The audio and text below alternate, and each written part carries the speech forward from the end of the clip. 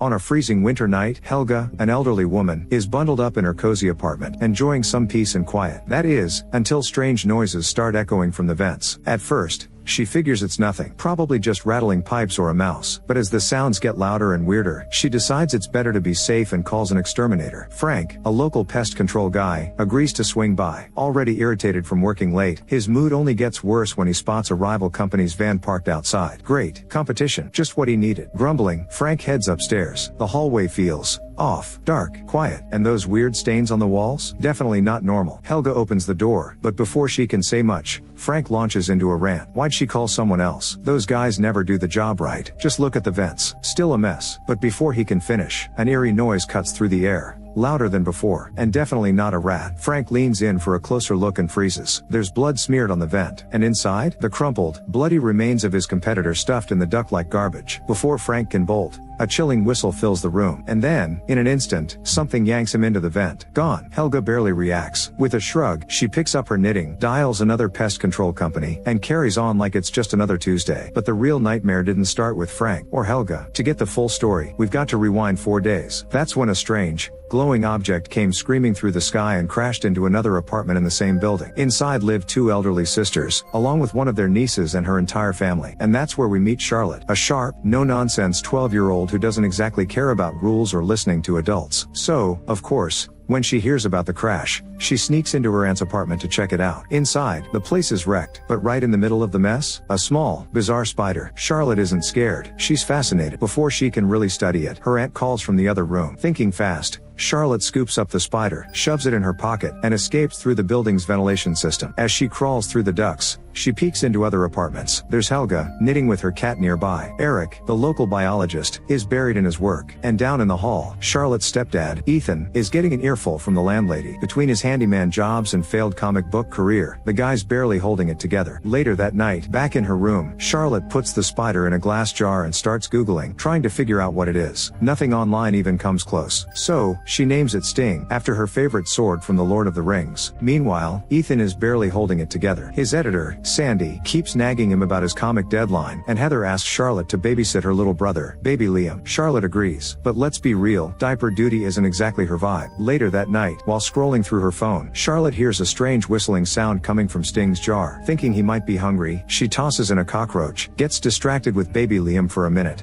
and when she looks back, yep, the roach is gone. And that's when things really start getting weird. Elsewhere in the building, Ethan's fixing some leaky pipes. Just another day on the job. Maria, one of the tenants, pokes her head in and says, "You should really spend more time with your kids, while you still can." Ethan forces a smile, but yeah, that hits. Meanwhile, Charlotte's getting way too into her new spider. She keeps feeding it bugs and notices it making these weird, almost chatty noises, like it's trying to talk. While she's playing scientist, Heather's wrangling baby Liam into pajamas. Once he's finally down, Heather stops by Helga's apartment. Helga suggests grabbing Charlotte an extra sweater, but when Heather opens the drawer, she's hit with a full-on mothball explosion. Gross. But hey, better warm than cold. Later that night, Charlotte's curled up with her homemade comic, Toothy Girl. Ethan's been helping her with the art, and after a quick feedback session, where, yes, they tweak the character who suspiciously looks like Ethan himself, he shares some good news. Their print run is getting bigger. Charlotte lights up. Heather watches from the hallway, hoping moments like this can glue their little family back together. But peace? Yeah, it doesn't last. Baby Liam's up again. Heather rocks him until he finally crashes. Ethan checks on Charlotte and notices a super detailed spider drawing next to Sting's jar. Before he can ask, Charlotte quickly changes the subject to comic talk. Ethan lets it go. For now. As he tucks her in, he jokingly asks to steal her giant spider idea for his next comic. Charlotte agrees,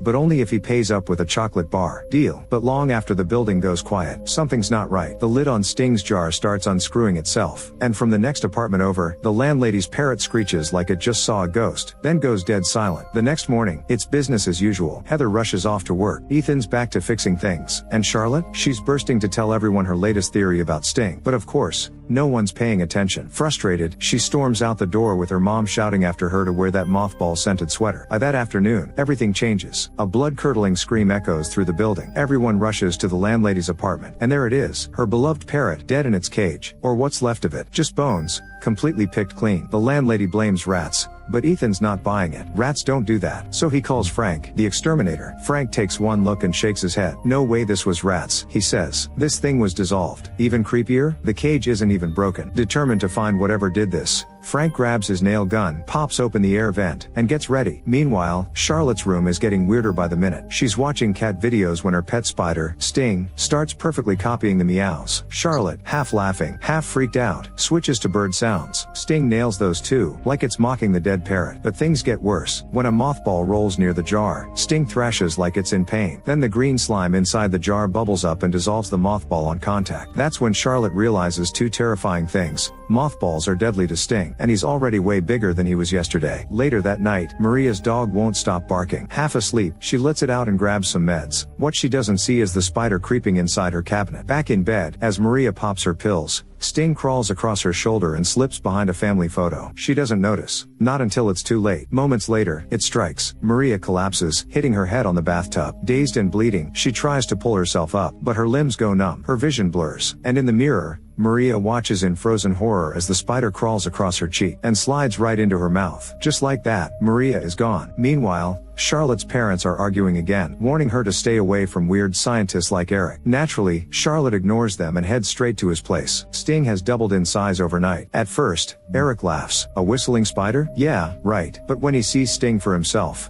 the smile disappears. Fast, he offers Charlotte a bigger aquarium, but only if she lets him keep Sting for research. After some back and forth, Charlotte agrees, as long as he promises not to tell her parents. Back home, things are falling apart. Ethan's ready to tell Charlotte the truth about her real dad, but Heather stops him, saying it'll only hurt her. Then, another scream. Everyone rushes to the landlady's room. This time, not only is the parrot gone, but so is its skeleton. Freaked out, Ethan checks on Maria. No answer. He unlocks the door and finds Maria's dog barking like crazy. There's a trail of blood to the bathroom, where Maria's body lies mangled on the floor. The police show up, but no one has a clue what's going on anymore. That night, Eric calls Ethan in full panic. Get over here. Now. Ethan rushes over, and when Eric shows him Sting up close, Ethan is horrified. Whatever this thing is, it's not just dangerous, it's something else entirely. Back home, Ethan finally confronts Charlotte, scolding her for keeping Sting. She doesn't take it well. Furious, she storms out and heads back to Eric's, but no one answers. Back at home, she lashes out at Ethan, accusing him of trying to control her life and hating her real dad. That's when Ethan snaps. He tells her the truth. Her biological dad? He's been living nearby for years, and he hasn't bothered to visit her once. Crushed, Charlotte runs off in tears as the fighting in the apartment gets louder and more chaotic. Meanwhile, Eric notices one of his fish is missing from the aquarium. That's when it hits him. Sting is officially on the hunt. Back home, Ethan is barely hanging on. He's so stressed he smashes the TV while Heather tells Charlotte to take baby Liam into the next room. Charlotte puts the baby in his crib, throws on her headphones, and drowns out the chaos with cat videos. But while everyone's distracted, Sting makes its move. It paralyzes Ethan, drags Heather up into the air ducts, and leaves Ethan helpless. And Sting's not done yet. It comes back for him too. Meanwhile, Charlotte is totally clueless. When the dog starts barking, she gets up to check things out. The living room? Empty. Dad? Gone. Then, she hears Sting's creepy whistling from the vents. She peeks inside, and yep, Ethan's getting wrapped up like a snack. Panicked, Charlotte shoves a cabinet in front of the vent and freaks out when Sting's legs poke through. But weirdly, the spider doesn't come for her. Nope, it's heading straight for baby Liam. And that's when Charlotte remembers. Sting hates mothballs. Determined to save her family, she grabs a sweater, fills a water gun with mothball-infused water, and climbs into the vents like an absolute boss, spraying as she crawls through the dark. Deeper inside, Ethan wakes up cocooned next to the landlady, who's not looking so great. Charlotte keeps going and makes it to Eric's apartment. Too late. The aquarium is shattered. There's blood everywhere, and Eric's body is hanging from the ceiling. Still, she pushes on. She finds Grandma Helga and begs her to keep her protective shawl on, then quickly mixes up more mothball water and dives back into the vents to save her dad. Downstairs, pest control guy Frank shows up, completely oblivious to the nightmare waiting inside. Charlotte finally finds Ethan, sprays him free, and they head for the exit, until they hear baby Liam crying from somewhere deeper inside. Ethan doesn't even hesitate. They turn back, and fall straight into the garbage chute. That's where Sting almost finishes Charlotte off for good, but Ethan snatches the water gun and blasts Sting in the face just in time. For once, they get a breather and hug it out. Then, boom, Frank crashes into the chute. Totally confused, he tries to lighten the mood. Why didn't you guys just get a dog? Yeah, not the time, Frank. Before they can escape, the exits seal shut, and of course, Sting comes crawling back, bigger and scarier than ever. Frank whips out his nail gun, firing wildly, but instead of hitting the spider, he nails the fire suppression system. Water sprays everywhere, washing off all their mothball protection. Charlotte's face says it all. They're screwed. And yep, Sting snatches Frank and drags him off screaming. Total chaos. Ethan shoves Charlotte into the garbage compactor, where they find Heather and baby Liam stuck in webs. But there's no time to celebrate. Sting's back for round 2. This time, they've got a plan. Charlotte lures the spider under the compactor press, hits the remote, and nothing. Classic. Ethan sprints for the manual switch, while Charlotte holds off the spider with a piece of plywood, heart pounding as Sting scrapes closer. Finally, Ethan pulls the lever, but not before getting zapped and thrown across the room. Luckily, the compactor slams down, crushing Sting for good. Heather gives Ethan CPR, and after a few terrifying seconds, he wakes up. Everyone's exhausted, filthy, but somehow alive. Charlotte finally breaks down, tells Ethan she loves him, and they all share a big, emotional group hug. But just when you think it's over, the camera pans to the shadows. Sting's eggs are already hatching. And yeah, one little spiderling crawls out, ready to keep the nightmare going. And honestly, while the finale delivers some solid giant spider chaos,